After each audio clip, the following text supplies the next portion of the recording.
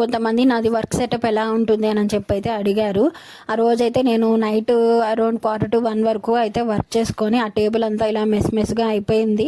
కొంచెం పెయింట్ చేసినవి అవంతా కూడా పడిపోయి క్లేతో చేసినవన్నీ కూడా అక్కడ టేబుల్ మీద అంతా కొంచెం గలీజ్గా అనిపిస్తూ ఉంటే ఇంకా అదంతా క్లీన్ చేసుకుందాం అనుకున్నాను. బట్ ఇంకా ఆ రోజు ఇంకా అప్పటికే 1 o'clock అయిపోయింది కదా, ఇంకా ఆపేసి నెక్స్ట్ డే అయితే నేనైతే ఫస్ట్ అయితే ఇలా క్లాత్ తీసుకొని నీట్గా క్లీన్ చేసుకున్నాను. కొంచెం ఫస్ట్ తడి క్లాత్తో క్లీన్ చేసుకుంటే ఆ పెయింట్ అనేవి కొంచెం ఈజీగా వచ్చేసింది.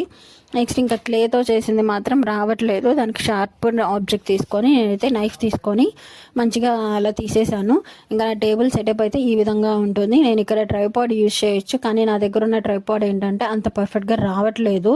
ఇది కుకింగ్ వీడియోస్కి అయితే బాగా వస్తుంది, కానీ ఇలాగా ఏవైనా క్రాఫ్ట్స్ వాటికి అంతగా జూమింగ్ అదంతా మంచిగా అనిపించలేదు. అందుకోసం అని చెప్పి నేను ఇలా ఒక స్టూల్ మీద కొన్ని బుక్స్ ఇలా ఒక కార్డ్బోర్డు పెట్టేసుకొని ఒక బ్యాట్కి రబ్బర్ బ్యాండ్ పెట్టేసి దానిపైన మళ్ళీ ఇంకొక వెయిట్ ఉండే ఆబ్జెక్ట్ బుక్ పెట్టేసుకొని చేసుకుంటాను. అక్కడ ఫోన్ అయితే అలాగ ప్లేస్ చేసేసి వీడియో రికార్డ్ చేస్తాను.